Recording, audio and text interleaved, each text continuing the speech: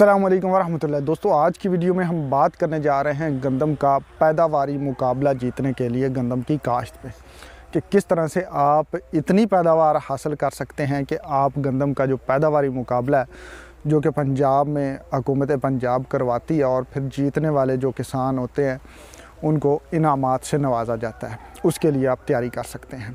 मैं हूं डॉक्टर जमील शफ़ी और आप देख रहे हैं प्लांट क्लिनिक्स का यूट्यूब चैनल।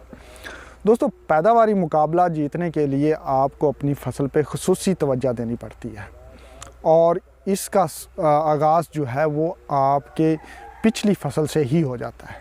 मिसाल के तौर पर अगर आपने ऐसी ज़मीन का इंतखाब किया जहाँ पे मूंजी, मकई या इस तरह की फसलें लगी हुई थी तो वहाँ पे गंदम बेहतर पैदावार देती है बनिस्बत जहाँ पे आपने तिल वगैरह लगाए हुए हैं, कमाद लगाए हुए हैं, ज्वार लगाई हुई है, तो वहाँ पे गंदम की पैदावार निस्बतन कम होती है। तो क्योंकि आप पैदावारी मुकाबला जीत रहे हैं तो आपने ऐसी ज़मीन का इंतखाब करना है जहाँ पे पिछली जो फसल है वो एग्जॉस्टिव क्रॉप ना हो, बल्कि वो ज़मीन को में कुछ ना कुछ खुराक छोड़ रही हो ताकि आने वाली जो गंदम है वो अच्छी पैदावार दे सके। दूसरी चीज़ जो हमने ज़मीन का इंतखाब करना होता है कि ज़मीन ना तो कलराठी होनी चाहिए ना हल्की होनी चाहिए। एक बेहतरीन ज़रख़ेज़ ज़मीन जो है वो उसका इंतखाब करना चाहिए ताकि जो हमारा पैदावारी मुकाबला है उसमें ज़मीन का बहुत ज़्यादा अमल दखल होता है। और दूसरा, ज़मीन हमवार होनी चाहिए, चूँकि ना हमवार ज़मीन जो है वो बहुत ज़्यादा मेहनत के बावजूद भी अच्छी पैदावार नहीं देती। कहीं पानी ज़्यादा, कहीं खुराक ज़्यादा, कहीं पे खाद ज़्यादा, कहीं पे कम, तो ये बहुत ज़्यादा इशू हो जाता है। उसके बाद आ जाते हैं कि आपने ऐसी किस्म का इंतखाब करना है जो हुकूमत से मंजूर शुदा हो और पैदावारी सलाहियत भी देती हो।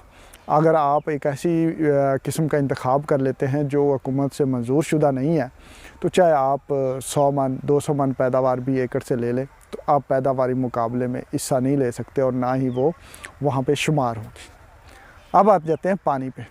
तो पानी जो है अगर आप ट्यूबवेल का पानी की बजाय अपनी उस गंदम की जो आबपाशी है वो नहरी पानी से करते हैं तो वो आपको बेहतर रिज़ल्ट्स देती है बनिस्बत ट्यूबवेल के पानी से।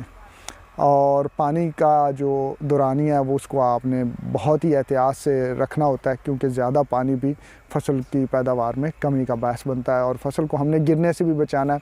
जितनी भी आपने खादें इस्तेमाल करनी है कोशिश करें कि वो पहले जो 50 से 60 दिन है उनमें मुकम्मल कर लें। ज़्यादा नाइट्रोजन जो है वो फसल को गिराने की तरफ ले जाती है, लेकिन चूँकि आप पैदावारी सलाहियत मुकाबले में हिस्सा ले रहे हैं तो नाइट्रोजन जो है वो पैदावार में भी बहुत ज़्यादा रोल अदा करती है। नाइट्रोजन लगानी भी है तो इसलिए जब भी यूरिया दें तो साथ में थोड़ी सी पोटाश ज़रूर लगाएं, जो कि यूरिया जो है वो नरम कर रही है तने को, तो पोटाश जो है उसको एक मजबूती फराहम कर रही होगी। तो जब भी आप पैदावारी मुकाबले वाली गंदम में यूरिया का इस्तेमाल करें तो साथ में पोटाश को ज़रूर मिक्स करें ताकि वो एक बेहतरीन तरीक़ेकार जो है वो चल सके। अब आ जाते हैं कि काश्त का वक़्त क्या होना चाहिए। तो काश्त का वक़्त जो पंजाब में मैं रिकमेंड करूँगा कि आप जो नवंबर है उसका पहला हफ़्ता जो है वो बेहतरीन है। इससे पहले काश्त की जाए अक्टूबर में तो भी बाज़ औक़ात वो पैदावार अच्छी नहीं देती और लेट काश्त तो अच्छी देती ही नहीं है। तो नवंबर का पहला हफ़्ता बेहतरीन है। अच्छी ज़मीन तैयार करें और ड्रिल के ज़रिए जो है वो जो ड्रिल जो 4 और 6 इंच के फासले पे जो है वो काश्त होती है वो वाली ड्रिल जो है वो काश्त करें। 9 इंच वाली ड्रिल जो है वो अच्छी पैदावार नहीं देती और अगर ड्रिल नहीं है तो ज़मीन को अच्छी तरह से तैयार करने के बाद छट्टा करके भी आप बेहतर पैदावार ले सकते हैं।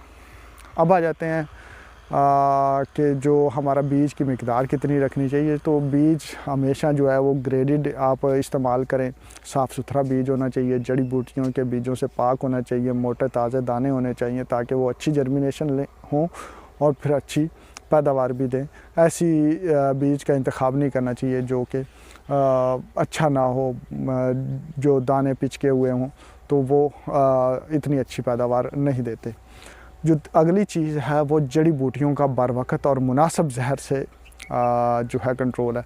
आम तौर पर आप अगर बैक्टीरियल सुपर में जो है वो टॉपिक को शामिल कर लेते हैं तो ये बेहतर रह जाता है, या फिर जो है इसी तरह کچھ اور زہریں بھی مل جاتی ہیں جو سیف بھی ہوتی ہیں اور ہماری پیداوار بھی اچھی لے جاتی ہیں، اور بعض زہریں تو ایسی ہیں جو کہ ایکسٹرا شگوفہ سازی دیتی ہیں اور قد کو روک کے شگوفوں کی تعداد بڑھانا شروع کر دیتے ہیں۔ تو یہ آپ نے اپنی زمین کی مناسبت سے جڑی بوٹیوں کا خاتمہ ضروری کرنا ہے اور مناسب وقت پہ کرنا ہے۔ تو یہ تھے چند ایک تجاویز جو کہ آپ گندم کی ایسی پیداوار جو پیداواری مقابلہ جیتنے کے لیے کی جاتی ہے اس میں آپ شامل ہو سکتے ہیں۔ آپ چاہیں تو کچھ ٹونک بھی جو ہیں وہ اپنی گندم کے آخری سٹیجز پہ جہاں پہ آپ نہیں جو ہے وہ کھادیں اپلائی نہیں کر سکتے تو فولیئرز فرٹیلائزر جس میں NPK نائٹروجن پوٹاش وغیرہ کا سپرے کر کے، اور اگر نائٹروجن کی کمی آ رہی ہوتی تو سپاٹ پلیسمنٹس بھی جو ہے وہ نائٹروجن کی جا سکتی ہے اپنی فصل کو دیکھتے ہوئے۔ تو دوستو یہ تھی میری تجاویز۔ اگر آپ کا کوئی تجربہ ہو، آپ پیداواری مقابلے میں حصہ لیتے ہیں تو ہمارے ساتھ ضرور شیئر کیجئے گا تاکہ ہمارے کسانوں کا فائدہ ہو اور ہم بہتر سے بہترین پیداوار کی طرف جائیں۔ ملتے ہیں اگلی ویڈیو میں، تب تک اللہ حافظ۔